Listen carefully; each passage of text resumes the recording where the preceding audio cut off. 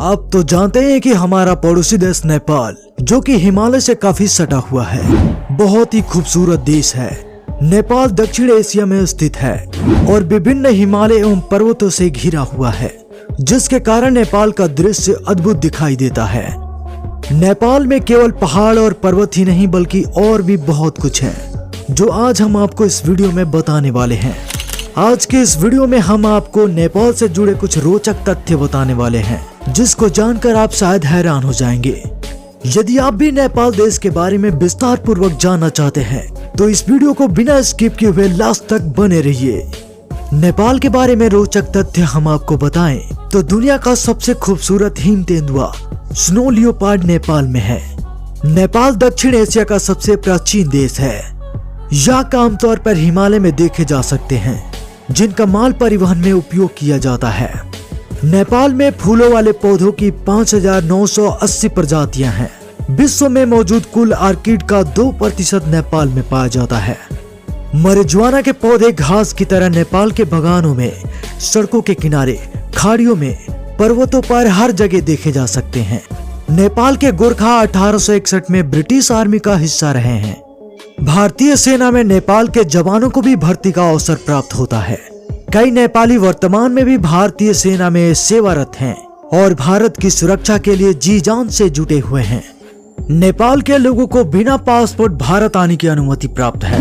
बहुत से नेपाली भारत में काम करते हैं। खासकर गार्ड के रूप में हम अक्सर नेपाली गोरखाओं को देखते हैं। दुनिया का सबसे कम ऊंचा का व्यक्ति नेपाल का चंद्र बहादुर है, जिसकी लंबाई 54.6 सेंटीमीटर है। नेपाल की राजधानी काठमांडू का पुराना नाम कांतिपुर है, जिसका अर्थ है सिटी ऑफ ग्लोरी। नेपाल का राष्ट्रीय व्यंजन दाल भात और तरकारी है। नेपाली परिवार रोजाना इसका सेवन करते हैं। नेपाल का लोकप्रिय पकवान मोमो है। यह बेहद जल्दी तैयार हो जाने वाला पकवान है। मैदे से तैयार होने वाले इस पकवान में विभिन्न प्रकार की सामग्रियां जैसे मांस, चिकन और सब्जियां आदि की स्टफिंग की जाती है। इसे चटनी के साथ परोसा जाता है। नेपाल के लोग मुख्य रूप से 2 बार भोजन करते हैं। सुबह का भोजन लगभग 7 बजे और शाम का भोजन शाम के 7 या 8 बजे के आसपास किया जाता है, लेकिन स्नैक्स पूरे दिन में खाया जाता है। नेपाल की सबसे लंबी नदी कर्णाली नदी है, जिसकी लंबाई 1080 किलोमीटर है। दुनिया के 800 मीटर से ऊंची 14 चोटियों में से 8 नेपाल के हिमालय क्षेत्र में पड़ती हैं। नेपाल की और दुनिया की सबसे ऊंची चोटी माउंट एवरेस्ट नेपाल में है, जिसकी समुद्र तल से ऊंचाई 8848 मीटर है। माता सीता का जन्मस्थली मिथिला नेपाल में है। इस स्थान पर माता सीता का विशाल मंदिर निर्मित है। नेपाल में कभी स्वतंत्रता दिवस नहीं मनाया जाता। यह देश कभी किसी विदेशी शासक के अधीन नहीं रहा। नेपाल में हिंदुओं का अनुपात दुनिया के अन्य देशों की तुलना में कहीं अधिक है। 81% हिंदू जनसंख्या होने के कारण ये दुनिया का एकमात्र और अंतिम हिंदू राष्ट्र माना जाता है। नेपाली भाषा में हिंदी की तरह ही देवनागरी लिपि का प्रयोग किया जाता है। नेपाल विश्व के सबसे गरीब देशों में से एक है। यहाँ की आधी से अधिक जनसंख्या $1 प्रति व्यक्ति आय पर जीवन यापन करती है। नेपाल में दुनिया का सबसे स्लो इंटरनेट चलता है। यहाँ की डाउनलोडिंग स्पीड 256 kbps से भी कम है। पानी इकट्ठा करने के मामले में नेपाल दुनिया में दूसरे नंबर पर आता है। नेपाल में खाना खाने के लिए उल्टे हाथ का प्रयोग नहीं किया जाता। नेपाल शब्द को हिंदू संत नैनी के नाम पर लिया गया है। उन्होंने ही काठमांडू घाटी को बसाया था और उसकी रक्षा भी की थी। स्कंद पुराण के अनुसार ऋषि नैनी हिमालय में ही निवास करते थे।